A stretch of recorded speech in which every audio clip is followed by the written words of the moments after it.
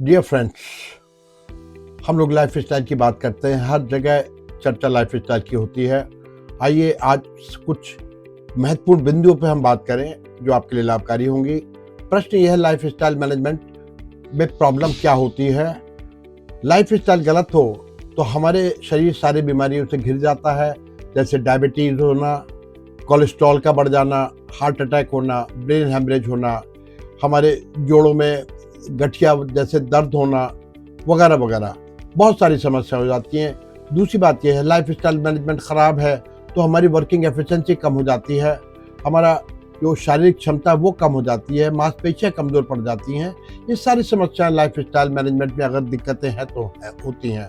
क्यों न हम चर्चा करें, और इसको मैं बिंदुवार बात करना चाहूँगा। पहले मैं इसमें बात करूँगा हमारे खाने पीने की, फिर एक्सरसाइज की, फिर उसके बाद में नींद की, फिर हमारे जो आजकल जो तरह तरह के एडिक्शंस हैं उनकी। पहली बात मैं डाइट के बारे में बात करना चाहता हूँ। डाइट के अंदर सबसे पहला शब्द है क्वांटिटी। हम कितनी क्वांटिटी में फूड लेते हैं, ध्यान रखिएगा। क्वांटिटी हमारी इतनी नहीं होनी चाहिए कि बिल्कुल पेट भर के और 2 डकारे करीब आए। कारण क्या है कि हमारा जो स्टमक है उसका ऊपर का पोर्शन थोड़ा खाली रहना चाहिए, जिससे कि हमारी पाचन क्रिया आसानी से हो सके। जो डाइजेस्टिव जूसेस हमारे स्टमक के अंदर हैं उनको कहीं मूवमेंट के लिए, बिकॉज चर्निंग मूवमेंट होता है, उसके लिए स्पेस रहे। तो जबरदस्त पेट भर के खाना खाना गलत है। दूसरी बात यह है, क्वांटिटी अपने वेट के अनुसार आप देखिएगा कि आपको कितनी क्वांटिटी की ज़रूरत है।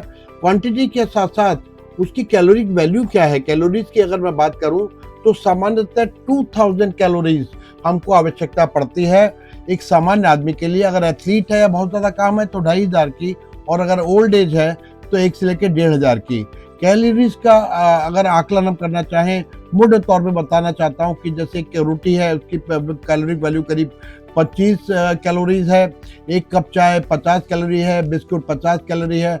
जब हम कोई मिठाई खाते हैं तो वो मिठाई करीब 200 कैलोरीज है। तो जब मीट लेते हैं तो 200 to 300 कैलोरीज है। एक अंडे के करीब 100 कैलोरीज है। तो इन कैलोरीज का एक अनुमान करके अपनी क्वांटिटी को उसको रेगुलेट कीजिएगा। कैलोरीज ज़्यादा होंगी या क्वांटिटी ज़्यादा होगी तो हमारा ओबेसिटी बढ़ेगी, परेशानी बढ़ेगी। दूसरी बात हम करते हैं क्वालिटी ऑफ फूड। क्वालिटी में खासतौर से चर्चा करना चाहूँगा फास्ट फूड, जो कहने को फास्ट है लेकिन आपके शरीर को स्लो बना देता है।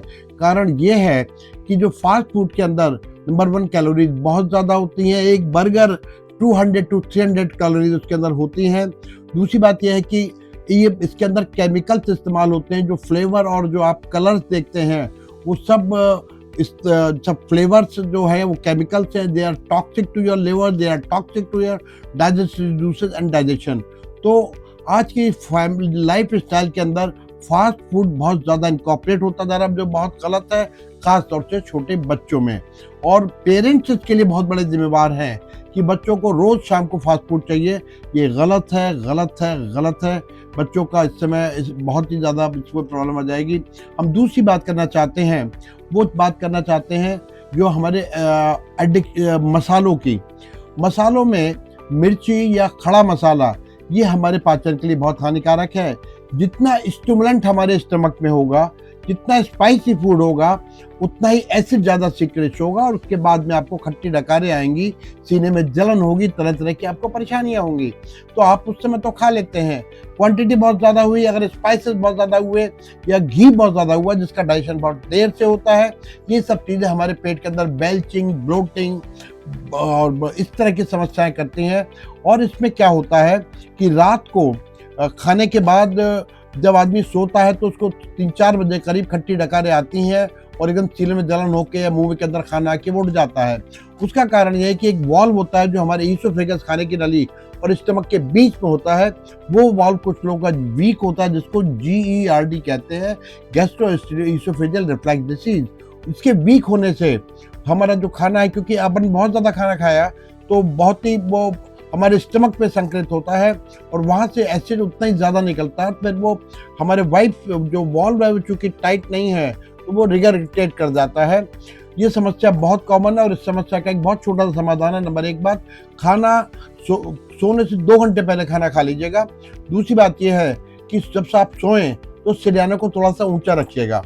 जहाँ तक खाने के टाइमिंग की बात है, उसके भी बाद में मैं कहना चाहता हूँ, नाश्ता 8-9 बजे के करीब हो जाना चाहिए, लंच 1 से 2 के बीच करीब होना चाहिए, 4-5 बजे करीब चाय या बिस्कुट वगैरह हल्का कुछ स्नैक्स लीजिएगा और 8-9 बजे करीब डिनर लीजिएगा और डिनर और आपके सोने के बीच में कम से कम 2 या 3 घंटे का फासला होना चाहिए।